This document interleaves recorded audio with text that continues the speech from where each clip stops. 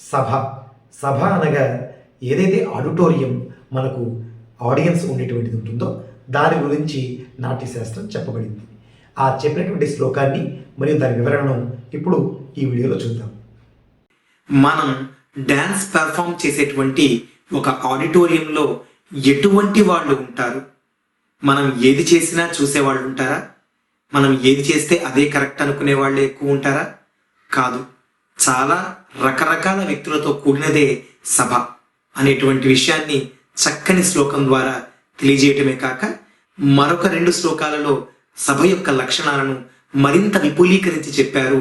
ఆ యొక్క శ్లోకాలను ఈ రోజున తెలుసుకుందాం. ముందుగా మొదటి శ్లోకం రాసుకోండి. సభా కల్పతరుర్భాతి వేద శాఖోపశోభితః శాస్త్ర పుష్ప సమాకీర్ణ విద్వత్ భ్రమర సంయుతః. చాలా చిన్న శ్లోకం. ఏం చెప్తున్నారు ఈ శ్లోకంలో? సభ కల్పతరుర్భాతి. సభ అనేది ఒక కల్పవృక్షం లాంటిదట. సభ కల్పతరుర్భాతి వేద శాఖోపశోభిత. ఈ కల్పవృక్షానికి శాఖలు ఏమిటట అంటే బ్రాంచెస్ ఏమిటట? వేదాలు.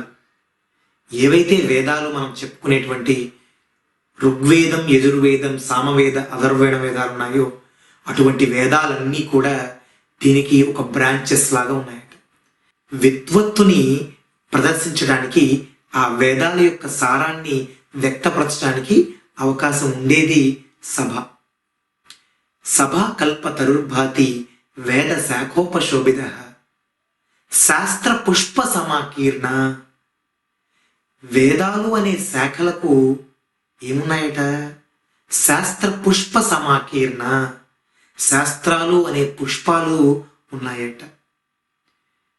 వేదాల నుంచి ఎలా అయితే శాస్త్రాలు వెలువడ్డాయో ఈ బ్రాంచెస్ నుంచి చక్కని శాస్త్రాలు అనేటువంటి పుష్పాలు చక్కగా పుష్పించి ఉన్నాయట.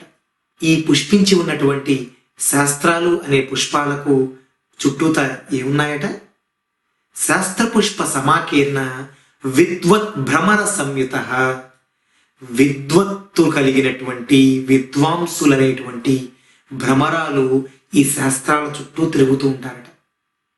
అంటే శాస్త్రం ఏదైతే పుష్పం అని చెప్పబడిందో ఆ పుష్పాలు ఉన్నటువంటి ఆడిటోరియంలో ఎప్పుడూ కూడా విద్వత్తు వద్దకు ఆకర్షింపబడేటువంటి శాస్త్రజ్ఞులు ఈ శాస్త్రాలలోని విషయాలను తెలుసుకునేందుకు ఎప్పుడు కూడా తుమ్మెదల వలె వాటి చుట్టూ తిరుగుతూ ఉంటారట.